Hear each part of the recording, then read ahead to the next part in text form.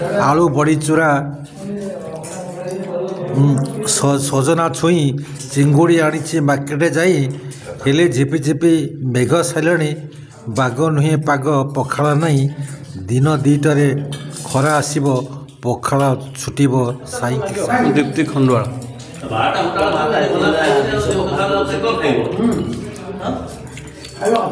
जहाँ विश्व पखाड़ दिवस 2011 मसीह आरंभ हो बर्तमान ताहा पुरपल्ली रे तार काय विस्तार करिया घर जो आनंदमय खाद्य ता धीरे धीरे विलुप्त प्राय होता बेले साहित्यिक मान द्वारा ता पुणी उज्जीवित होगा बसी आज आम साहित्यिक मान द्वारा संवाद साहित्य घर तरफ ये जो प्रकार आयोजन करा ता समस्ते यार आनंद नौचंती कर्मकर्ता माने पखाड़ रे दही छुंक होईची माछ भजा होईची बड़ी चूरा होईची पांपड़ होईची एवं ग्रामांचल रे मिलुथिबा जो मधुर चिंगुड़ी तार गोटे चटणी होईची एथि सहित कलरा चिप्स होईची शाग भजा होईची जहाँ ओडिया घर पारंपरिक खाद्य तार सब व्यवस्था होईची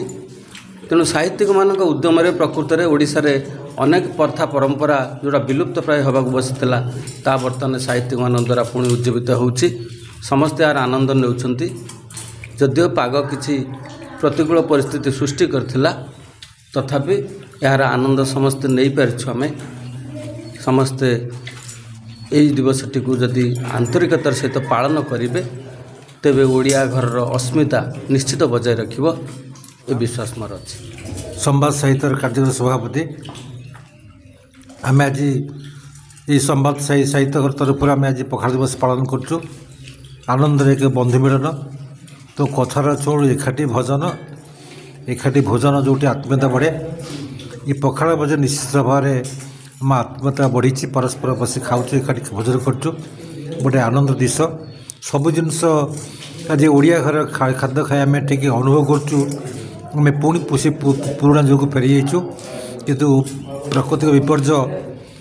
आज पाग भल ना तो ये गोटे कथा मन मन पड़ी आलू बड़ी चूरा सजना छुई चिंगुड़ी आनी मार्केट जाई हेले झिपि झिपि मेघ सारे